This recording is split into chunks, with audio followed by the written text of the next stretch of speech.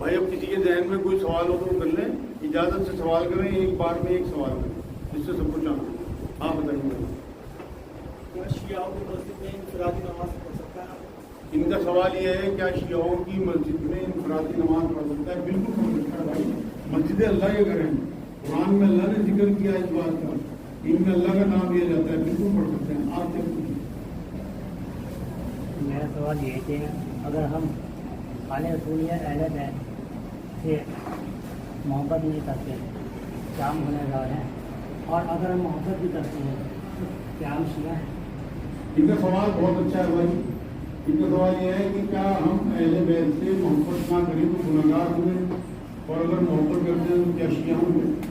بھائی اگر آپ آل رسول سے محبت نہیں کرتے تو واقعی گنہگار ہوں گے, کیونکہ نبی صلی اللہ علیہ وسلم نے آخری خطبے میں 3-4 خطبے اس سفر میں ہوئے ہیں جو آخری خطبہ کہلاتا ہے. اس کے بعد ایک جگہ حضور نے فرمائی, پہلے خطبے میں فرمایا کہ تم لوگ گمراہ نہ ہوں گے اگر تم اس چیز کو تھامے رکھو گے تو میں تمہارے لیے چھوڑے جا رہا ہوں, اور وہ اللہ کی کتاب ہے. دوسرے خطبے میں یہ بات کہی کہ اگر تم ان چیزوں کو تھامے رکھو گے تو میں تمہارے لیے چھوڑے جا رہا ہوں, تم گمراہ نہیں ہوں گے. ایک اللہ کی کتاب اور ایک میری سنت, اور تیسرے خطبے میں اہل بیت کا لفظ ہے. تو اہل بیت کی محبت اگر آپ کے دلوں میں نہیں ہے تو آپ گمراہ ہیں, رسول اللہ کی نہ کرو, تو یہ گنہگاری کی بات ہے. دوسرے, محبت جو ہے وہ کسی ایک گروہ کا شیوا نہیں ہے. اہل بیت سے محبت, رسول اللہ کی آل سے محبت ہر مسلمان کے ایمان کا حصہ ہے. جب نبی اپنی آل سے اتنی محبت کرتے تھے اور 5 تن کہتے تھے, اپنی چادر میں انہیں لپیٹتے تھے, تو ان کی یا ان سے جتنی بھی نسل چل رہی ہے ان کی محبت جو ہے وہ ہمیں کسی گروہ سے نہیں باندھتی بلکہ اپنے ایمان سے باندھتی ہے. آپ کا تو ایمان ہی مکمل نہیں ہے اگر اہل بیت کی محبت آپ کے دل میں نہیں ہے. تو اس لیے بالکل یہ نہ سوچیں کہ کسی ایک گروہ کی اس میں بکوتی ہے یا اس نے کوئی اسے کیپچر کر لیا. سب کے تھے حسین, سب کے تھے رسول اللہ, سب کے تھی فاطمہ رضی اللہ تعالیٰ عنہ, اور سب کے تھے حسن حسین. اس لیے محبت آپ کے ایمان کا حصہ ہے.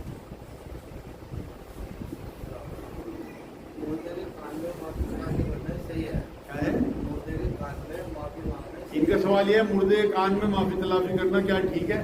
کیسے ٹھیک ہے بھائی؟ اس کا تو چیپٹر بند ہو گیا, آپ معافی مانگتے رہو. آپ نے دنیا میں معافی مانگنی تھی اس سے جب وہ لکھتا تھا, اب تو اس کا چیپٹر بند ہے. اب تو آپ اللہ سے معافی مانگو اور اس کے لیے مغفرت کی دعا کرو, تب آپ ہو سکتا ہے اللہ آپ کو معاف کر دے اور اس سے کمپنسیشن دے دے جو زیادتی آپ نے اس کے ساتھ کی. اس سے معافی مانگ کے اب آپ کو کوئی فائدہ نہیں. یہ معلوم ہو کہ کوئی شخص یہاں پر حرام کام کر رہا ہے تو کیا آپ کو سلام کر سکتے ہیں؟ ان کا سوال یہ ہے کوئی حرام کام کرنے والا ہو, شرابی ہو, زانی ہو, کیا اسے سلام کر سکتے ہیں؟ بالکل کر سکتے ہیں بھائی. اگر آپ اس سے سلامتی بھیجو گے ہو سکتا ہے اس سلامتی کی عوض میں ہدایت مل جائے. آپ اپنے گھروں میں دیکھو نا کیسے کیسے حرام کام ہمارے یہاں. جھوٹ حرام نہیں ہے, ہم اصل میں حرام سمجھتے ہیں سور کھانے کو, شراب پینے کو, یا زنا کرنے کو. یہ بہت ساری چیزیں بھی حرام ہیں جو ہمارے گھروں میں ہوتی ہیں جو ہم خود کرتے ہیں. کیا آپ انہیں سلام نہیں کرتے اپنے گھر والوں کو؟ تو بالکل آپ کو سلام بھی کرنا چاہیے, دعا بھی کرنی چاہیے کہ اس کے اندر جو برائی آ گئی بظاہر اسے اللہ دور کر دے, اور ہمارے اندر جو باطنی برائی ہے اللہ اسے بھی دور کر دے. وعدہ خلافی حرام, ملاوٹ کرنا حرام, جھوٹ بولنا حرام, دھوکہ دینا حرام, اپنی بیویوں پہ ظلم کرنا حرام. آپ کچھ پوچھ رہے تھے. کسی سے معافی مانگنے پر کیا ہم اس گناہ سے بری ہو جائیں گے؟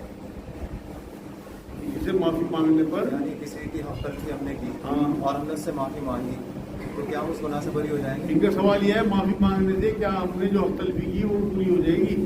خالی معافی مانگنے سے نہیں ہوگی بھائی. معافی مانگ کے اگر انہوں نے آپ کو معاف کر دیا کہ میں نے اپنا حق بھی معاف کیا, پھر تو آپ کی جو ہے وہ بچ جاؤ گے آپ, کیونکہ اللہ تو اسے معاف نہیں کر رہا ہے. اللہ تو یہ کہے گا حق العباد کے بارے میں کہ اپنے آپ نہیں مان سکتا. ہاں اگر وہ یہ آپ نے معافی مانگ لی اس سے, جو اس کا مال مارا تھا وہ بھی اسے واپس کر دیا, تو آپ کی دنیا بھی سمجھ جائیں گی اور آخرت بھی سمجھ. نہیں, اس میں دل دکھانے والی بات شامل ہے. کسی کا دل دکھایا اور ہم نے اس سے معافی مانگ لی. ہاں, تو اگر انہوں نے معاف کر دیا پھر تو بہت بڑھیا ہے, اور اگر انہوں نے معاف نہیں کیا تو پھر وہاں انصاف ہوگا اللہ کے یہاں. کیونکہ نبی نے یہ بھی فرمایا ہے کہ اگر ظالم مظلوم سے معافی مانگے اور مظلوم اسے معاف نہ کرے تو وہ مظلوم میرے سے آب کوثر میرے ہاتھ سے نہیں پیے گا. تو اس لیے معاف کر دینا چاہیے. معافی مانگنا بھی بڑی بات ہے, معاف کرنا بھی بڑی بات ہے. حضور نے فرمایا معاف کرنے والے ہی معاف کیے جائیں گے اللہ کے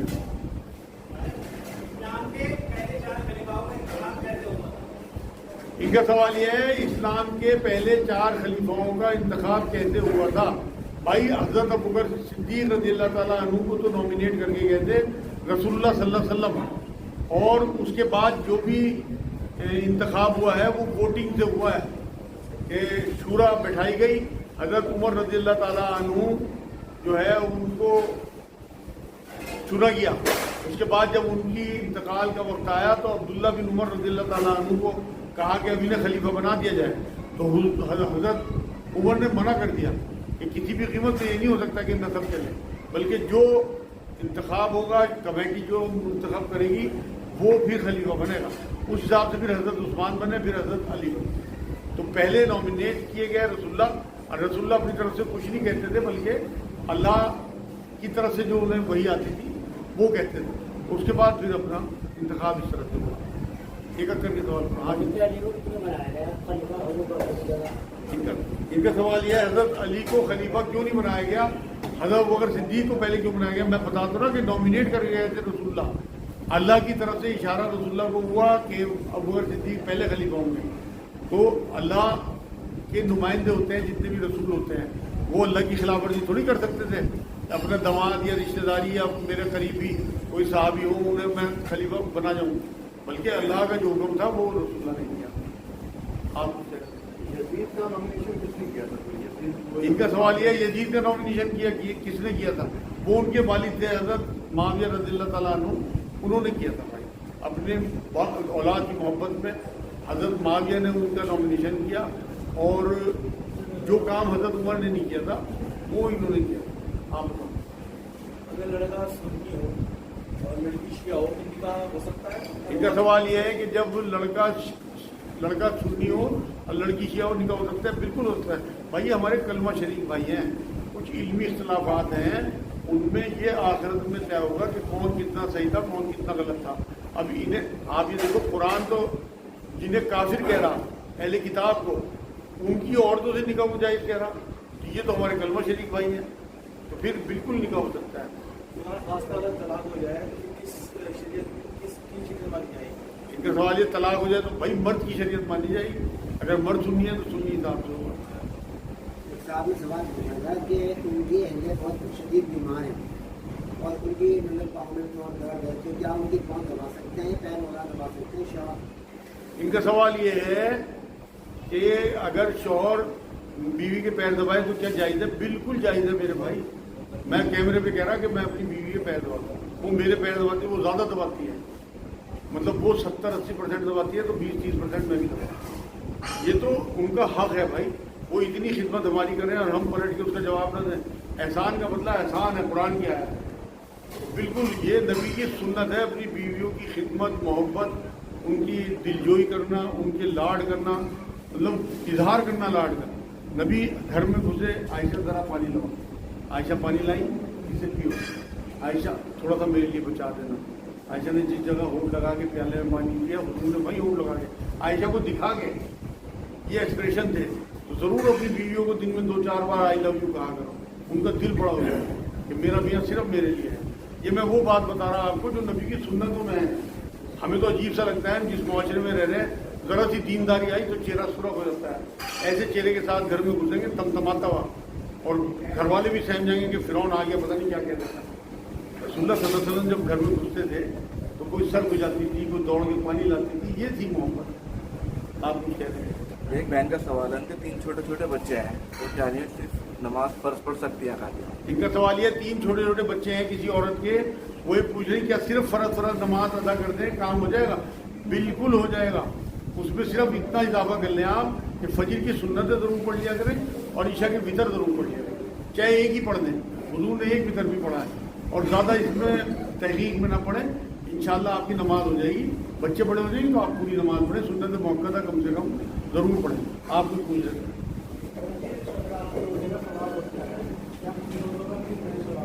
ان کا سوال یہ ہے کہ جیسے شیورات کے روزے کا ثواب ہوتا ہے، کیا ان روزوں کا بھی؟ یہ سب نفلی روزے ہیں، نبی نے حکم فرمایا اس روزے کے لیے کہ 9 اور 10 کا روزہ رکھو، وہ جو آپ شبرات کا سوال کر رہے ہیں وہ نبی نے نہیں فرمایا، وہ نبی کی سنت ہے کہ مہینے کے 3 روزے رکھتے تھے، اس میں 15 تاریخ کا بھی روزہ ہوتا تھا۔